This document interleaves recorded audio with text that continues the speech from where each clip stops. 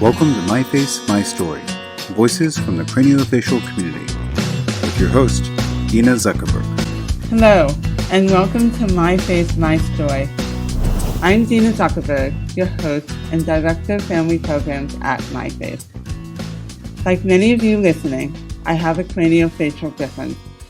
I was born with a cleft lip, hearing loss, and no vision in my left eye. myFace, myStory is about people like us being seen and heard, about sharing stories within the craniofacial community and with others. This podcast episode is made possible through support from the Integra Foundation, committed to improving lives. By the way, whether you're watching on YouTube or listening through Apple Podcasts, click subscribe now and we'll keep you updated on future episodes so you never miss out.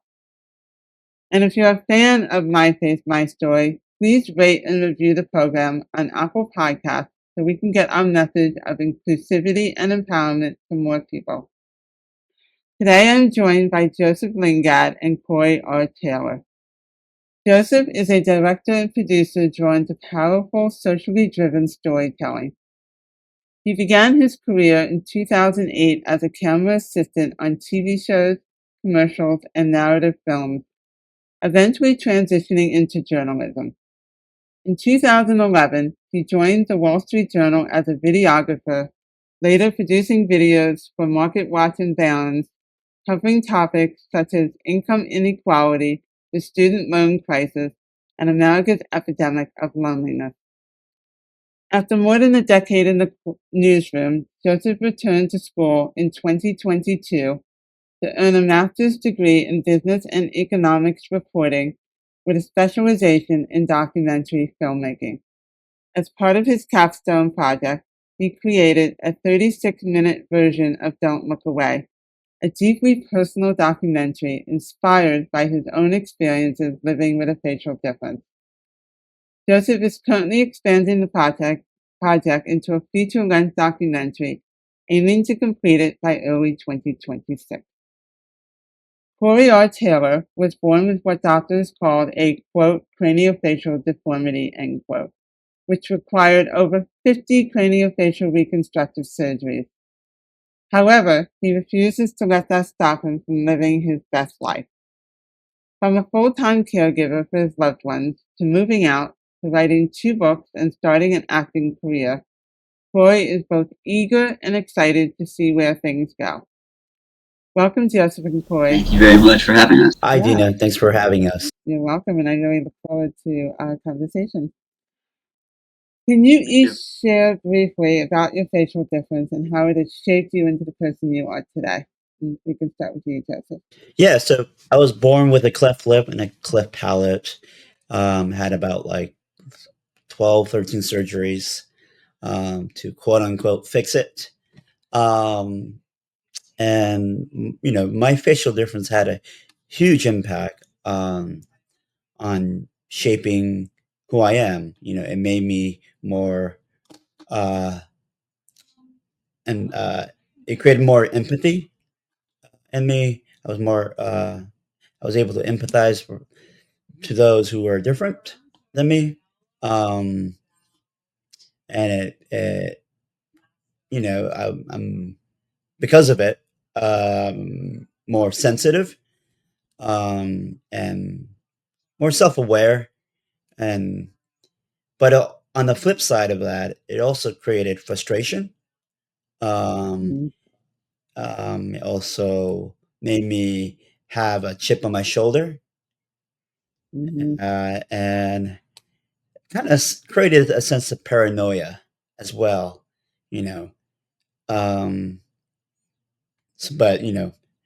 But over the years, I was able to cope with those things. I'm still coping with those things as you get older. And have the proper tools to address them.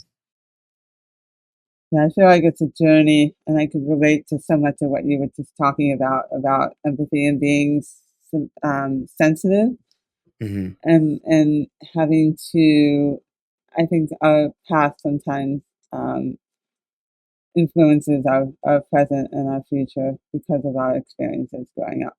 So Right. I agree with that. And Corey? Well, when I was born, my skull was basically caving in. My eyes were underdeveloped to the point that my left eye is nothing but a white pebble. So I have a glass eye. And my nose required over 30 to 40 surgeries alone because I was born with what they call the bifid nose, which is basically when you have it's like a flat surface and you have a little nostril, but very little. And they basically had to do surgery after surgery from the age of around 4 or 5 when that started until I was about 19 years old. And something that as a kid, it never bothered me. Having a facial difference never bothered me. If Right, anybody was like, "What happened to your face?" I was born that way. Because as a kid, that was secondary to everything else. That was secondary to hanging out with my cousins, to watching wrestling, to just living my life. And as a kid, it was like, I'm just like everybody else. right, Then as a teenager, it kind of went from that to why me? right, And of course, there was a lot of just self-esteem issues and everything as a teenager, which I think a lot of anybody, as a teenager goes through. And then having something like a facial difference on top of it is just like a 1-2 punch. And then I went from that to getting a little older and realizing I could use this to inspire people. I could use this, use my story, use my life to show people they can do whatever they want because that's exactly what I'm doing. And it's now thanks to my facial difference. That's right. It is thanks to my facial difference that I'm where I'm at now. Because it's thanks to my facial difference that the acting even started. So in a way, it went from being something I never thought about to being a curse to almost being a blessing. right. It's funny. I when I go into school speaking to kids, and sometimes they'll ask, "Do you wish it could have been different?" And I thought a lot about this, and I think what I have come to the conclusion is that yes, do I wish things could have been a little easier when I was growing up? Sure, but I realized I wouldn't be the person I am today doing the work that I do if not for the experiences that I had. And so I don't really have any real regrets. Like I think maybe this is exactly where I was meant to be. So I can relate definitely to some of what you're talking about. Yeah, and I've actually been asked that, like, don't you wish that if they could have like a magic surgery to make you better or to make it, would you love to like go back? And I'm like, no. Right, One, my journey as my experiences have led me to where I'm at. And two, if they're making that available to me, it means they can make it available to someone younger or someone else that needs it more than I am. Like, I don't know. I'm like, I'm happy with the way I am.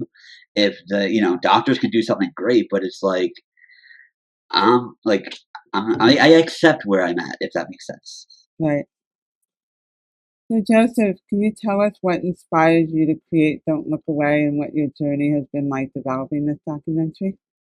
As I said earlier about how my facial difference shaped me, you know, on one hand, I said it creates it created empathy within me and being kind to others who look different. And the other side, it also created frustration, and anger and so forth. And so, I didn't have for most of my life, I didn't have the tools to address this frustration within me and the anger, and so through my therapist was like, hey, why don't you use your frustration something more constructive, um, and so I back in 2016, or was it 2017, um, I decided to reach out to a group called About Face. Is a Canadian group, support group, for the facial difference community. And then after talking among people there, members there, I decided to make a film. And so um, and then I was looking for one. I posted on Facebook about how I was looking for adults who would be willing to participate in the documentary. And so this person, Sarah from Faces International, um, uh, connected me to Corey, Mm, and so that's where the connection began. And Corey and I had a conversation for several hours. We connected immediately, and you know, and that was that. So, but the documentary, it involves four adults with mhm. various facial differences, um, and including Corey's. But the short film was more like a proof of concept short film, which as you said earlier in your introduction, hopefully it's a lead to the larger film. That's great. And Corey, you undergone, you said, over 50 craniofacial surgeries. How do you think that experience shaped your perspective on identity and resilience, especially resilience? I think you have to have a lot of resilience to do that, I imagine. So for me, the surgeries were more like not so much about resilience, but Mm, about advocacy. mm, Because I don't want to say like I had a big bad doctors, but I had a lot of great doctors. But there were those that had a very much a God complex. Ones that told my mother I was completely blind until she threw a penny on the floor and had me pick it up. well, Doctors that like it was a lot of doctors that tried to talk down to us. I learned at a very young age to advocate for myself. yeah, All the surgeries, any pain I had, they would try and brush off. I'd be like, no, this isn't normal. I'm the kid that goes to school with a broken arm. If I'm in right, pain, something's not right. So that's something like surgeries, like it taught me to advocate for myself. They taught me inner strength because yeah, the stuff like coming in with like an IV, it's like, all right, do what you got to do. But it was more the anxiety and like the stress of, okay, am I gonna wake up? What's gonna happen? Not, and then it was, how am I gonna look after? Because for a long time it was, I'm gonna look like a superstar. right, And then it got to the point where after every surgery, they would be building it up, but I would be looking worse. So it got to the point where it was like, not how good am I going to look, but oh God, how am I going to look? And when you have a facial difference, that's kind of the last thing you want when you're going under under the knife. right, But yeah, so I guess I'm like resilient. I guess, but for me, it's like, it was life. right. Yeah, I hadn't thought about it's so true how you have to advocate for yourself. And I always say my mother was my greatest advocate in a lot of ways because she had to fight, especially when I was younger, some of the battles that I couldn't do at that time, right? So, how do you define self acceptance and how has your relationship with it evolved over the years? Um, how do I define self acceptance? I think being able to look in the mirror and just be okay with how you look. I think that's how I define self acceptance, and not shy away from looking at yourself in the mirror. And um, it's for me at least. My journey has gone from like, you know, um, cringing in the mirror, to and looking away, uh, and to like, all right, this is my face. This is what I have to work with. Um, and working on this documentary has helped me come to terms with my facial difference, and that's mainly because uh, through interviewing Corey, Christine, and Karen, and Jane, and hearing their struggles and experiences that have actually helped me uh, to deal with my facial difference. And so it has been very cathartic in a Right, sense right, during this documentary.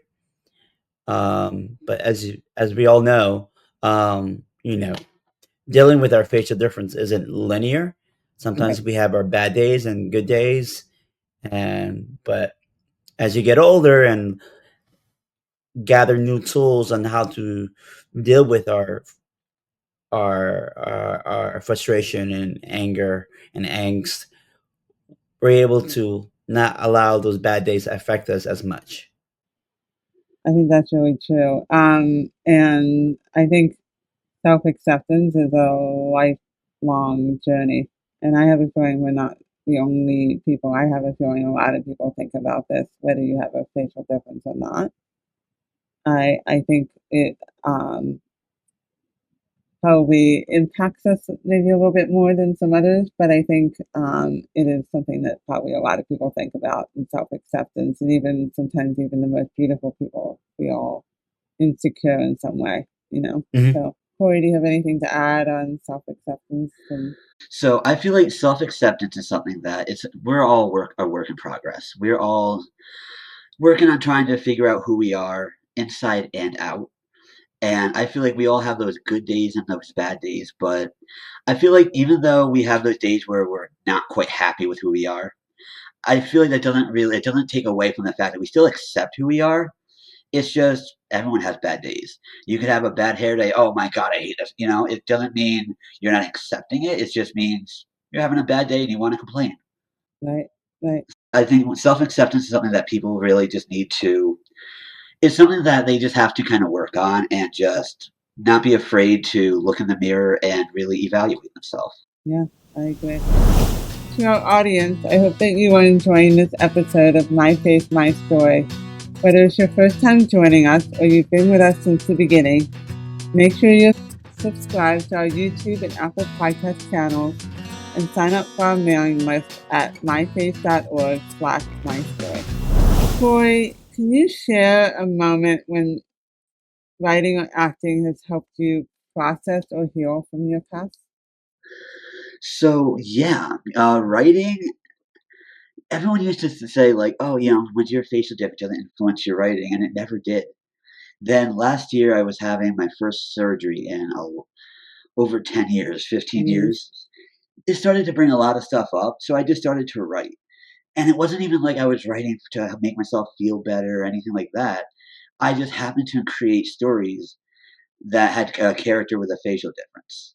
The one story I ended up writing was called Masculophobia. And it's a short story about a kid who is going through surgeries, and because of the surgeries and the mm, needles, he develops like an issue with people with face masks. So it created like a lot of like the trauma, and like I didn't realize it until when I was done. I'm like, wow, I just dumped a lot of my own trauma into this. wow. And it kind of helped me kind of evaluate and realize, like, okay, maybe there's more complex going on here than I realized. Maybe there's more, you know, things I got to explore than I realized. So that really helped me kind of like Dr. Phil myself, where like Right. I kind of, and then acting, basically, it showed me that talk about self acceptance. When I got my first movie role because they were looking for an actor with a facial difference, I go and do it, and then they're like, "Hey, we like what you did. Do you mind coming back? We want to give you a line." And I was like, "Okay, so now yes, my facial difference helped get me in the door, but at the same time, my personality kind of helped get me the rest of the way." Right. So it was like, again, it was like one of those things where I took something that I used to think of as a curse, and it actually created this amazing opportunity, and it's incredible. So I hope that answers your question. Yeah. No, I love that story. And to build on that, I think we would all agree that representation matters. What do you both think is still missing in the media when it comes to depicting people with facial differences or even facial differences in general? I don't know if either of you have any thoughts on that. Yeah, a story about us, made by us. Right. I mean, as simple as that, you know. And I think also like I think everyone could relate. Like you touched on it earlier, Dina, about how most of us are insecure about one thing of our looks, and and I think everyone could relate to that, Right. um, about the insecurity and not being able to see yourself in the mirror, you know. Um, and I think we have a lot of things to say, um, and add to the media, if we're given a platform to do so. Right. I think that's the key, is being given the platform to do so. And if I may add, Uh-huh. I think another thing is with like representation. Say like look at like movies, TV.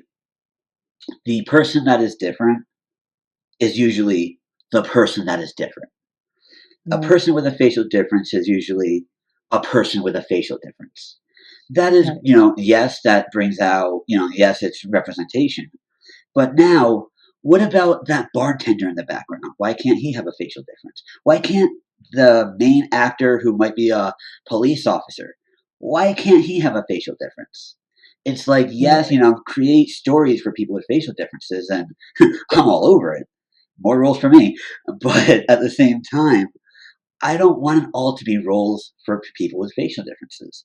So Right. I I see think what you're saying. putting more people in like that are different in any way and roles that aren't different would be a Right. great way to kind of Mm, start bolstering up the representation.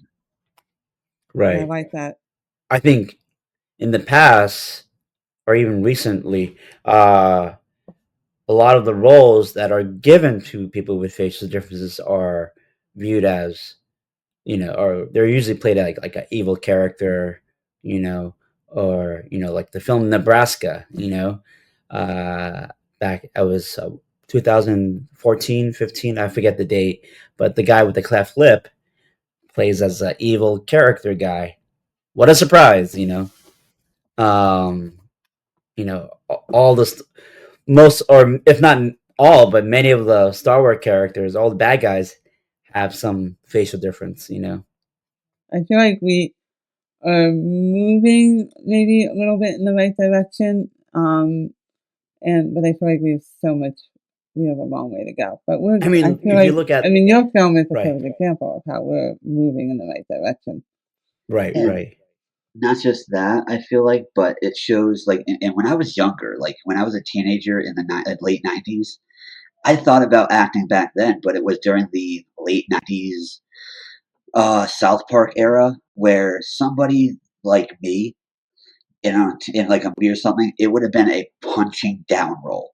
right, Now it's roles that like again they're for people with facial differences, but they're not how it used to be where every role was going to be like, oh god, what's right, this going to be? So I think that's kind of a show that like things are progressing. It's just maybe not as fast as we would like, but at least it right, is evolving. right. Good point. So to continue this, do you think are some common misconceptions people have about those living with a facial difference? And how do we, I think I say we address or challenge those misconceptions?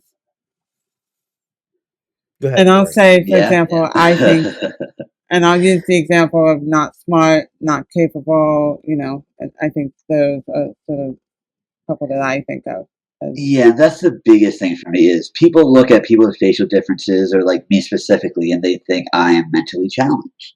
right, They think I am, not as smart as them. And they'll talk to me like, "Hi, how are you today?" And I look at them and I intentionally like both like bump up my vocabulary to make them like feel like this big. But that for me, like that is the biggest thing is they treat people with facial differences like we have mental like issues with our mental faculties, and that's not okay. And for I like agree. right like in today's day and age, like that is one of the biggest things that bother me because I see it so much online. Is Hmm. that common misconception, that common ignorance, thinking that we are not intelligent because of how we look. We are not intelligent because of something that we can't control. We are not intelligent because of our physical difference. That is not okay. Right. Sorry, I digress. I agree. No, you didn't digress. It's actually answering the question. Joseph, what do you hope audiences take away from Don't Look Away when they see it?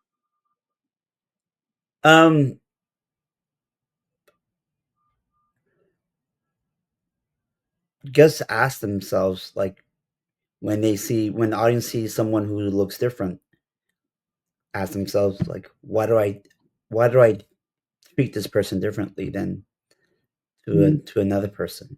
Like, just, I want them to ask themselves the questions and ask, and then also, to be more compassionate about themselves, particularly people with a facial difference, um, to be less judgmental and about others who look different, or be less judgmental about themselves. Because if you dismiss people just because they look different, you might be missing out.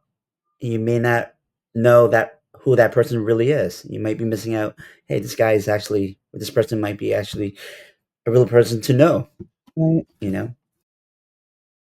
I actually, if I may, follow up. So when I was young, again, like middle of 20s, I found those apps online like chat roulette, where it would basically be like you would like scroll and like just hit the button and it would bring up different people like to talking to, like a random person. So I was like, you know what? I'm gonna go on there. And I was like, I know it's not gonna go well, but let's just see how it goes. I ended up meeting this girl who we talked for about a half hour.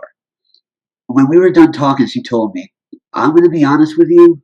When we started talking, I had this whole picture of you in my head. After talking to you, you just changed my perspective. Right.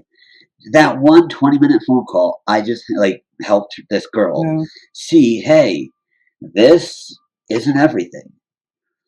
And that's like the documentary. I'm hoping like it's going to be something very similar on a bigger scale. It's going to show people this is a part of their journey, but it's not everything. Yeah, as I say, it's a part of you, but it's not all of you, right? I mean, Exactly. Yeah. And that it's a part of our journey. It's not our journey. Exactly. It's a part of our journey. So that it's leads not me our into journey. the next question. Is there been a time when someone's response to your story, having now shown the documentary in different film festivals and elsewhere, that is there a time or somebody's response to the documentary that surprised or deeply moved you? I actually had a girl that I knew in high school, and she just came to the last screening, and she messaged me after, and she's like, Corey, I knew you way back when. And they said, I don't feel like I really knew you until now. And they said and they actually told me that like I didn't tell anybody this, but I actually their sister had a child that had various issues, but a facial difference was a part of it. And they basically like the family was not sure, like that at the time they weren't sure what was happening yet because it was very. And she went and showed them myStory and showed them like the trailer of the documentary and told them about it. And they actually like she reached out to me later and she asked, hey, as time goes on, would you be willing to talk to her? And because of and this is something like a girl who I knew back when, but it wasn't until the documentary that she saw the whole picture and she was like, oh wow, okay, like it was something that she needed at the time to see. And I think that's the type of thing that I'm hoping happens with this. People see it and they take different things from it, whether it be, oh, this could help someone I know, or oh, this is changing how I think. Right. So they bring it to their own lives and their own experiences, even. Yeah. That's the best thing. That's the best thing they can do. That's all I can ask for. Yes, I was going to say it's the best outcome I think you could ask for. Yeah, same here. I've had people come up to me and share their own vulnerabilities. And so it's kind of like how as I was interviewing Corey and the other adults, and now how and listening to their experiences, and they've helped me come to terms with my own journey. I think this documentary has impacted other people as well. So I'm just in a sense repaying it back. You know.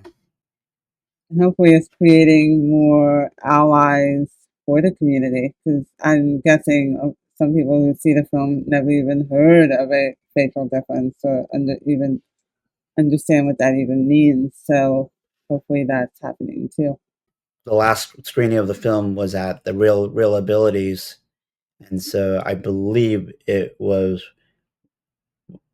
one of the first films that focus on facial difference. And so it was a great experience and great to be part of it. Yeah, I got to see it there. That was my third time, but it was really good. So, and I recommend it to anybody who's listening today. So what advice would you each give to someone who's struggling with self-acceptance due to their visible difference? Don't be so harsh on yourself, and just be more compassionate, and just and if you need, there's no shame in support and getting support. That's how I came about. I wish I learned about these support groups earlier on. I think it would have helped me um, be less so angry in life, Mhm. or frustrated in life. If I had these support groups like myFace, About Face, Faces, and other support and advocacy groups. What would you say, Corey?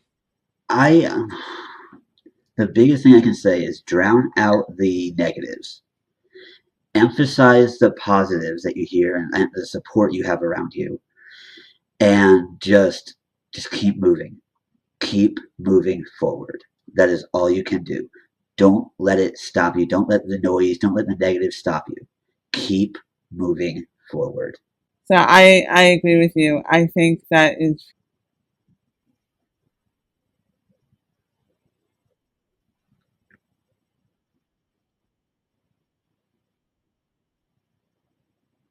Go back and spend time with my mother and grandmother.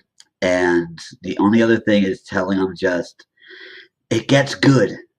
Hold on, because it's going to get rough. But damn, do things get good. And that's all. Then, well, what's going to happen? You got to find out. love that. Joseph? Yeah, as I said earlier, it's just don't be so harsh on yourself, and find the tools to to cope with your feelings and your frustration by seeking out support groups. You know, And my last question, second to last, I always like to ask is, who do you see when you look in the mirror today? I see myself, of course, but After you. more kind and more compassionate person. How about you, Corey? I see somebody who has had a very interesting journey, and someone who is just looking toward the future and excited to see what it brings. Mm. So I love those both. Thank you. I encourage everyone to see Don't Look Away if you have the opportunity. It's a really powerful film. So, what's next for each of you, and how can our listeners follow and support your work? What's next is I'm turning this proof of concept film that we made into a feature length film, and we're hoping to have a cut by, if not at the end of this year, if not like maybe early next year. But we're also um, looking for additional funding. So if anyone wants to know more about this project, you could reach out to me. And for me, obviously the documentary, and I also want to just tell everybody that on HBO Max, the movie A Different Man is up on there, and it's my first acting role, and still looking for representation, more roles, all that stuff. And if you want to follow me, you can follow me at Corey R. Taylor on YouTube, on TikTok, on Facebook, and I also have CoreyRTaylor.com that is currently being worked on. Great. Thank you. And Joseph, is your film being shown anywhere or any future plans for it at the moment? Oh yeah, so Where can it's people go if they want to find you? yeah, so they could reach out, go to my website. It's Joseph V as in Victor, my last name Lingad, Lingad.com. Um, it has um, it has my work. It has the film, and it has my contact info. Um, and the film is going to play in Rochester at the end of this year. Uh, it's also gonna play in the PBS station up there later this year. So I'll let you know, obviously, Dina. Great. And me too.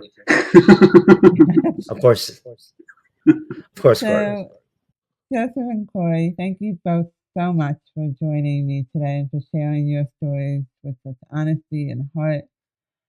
Your vulnerability, your passion, your strength are truly inspiring. And Joseph, we can't wait to see what's next for Don't Look Away. And Corey, your journey reminds us all of the power of embracing who we are. And you really taught me that today. So thank you both for being voices of change and for helping to create a world that sees and values everyone.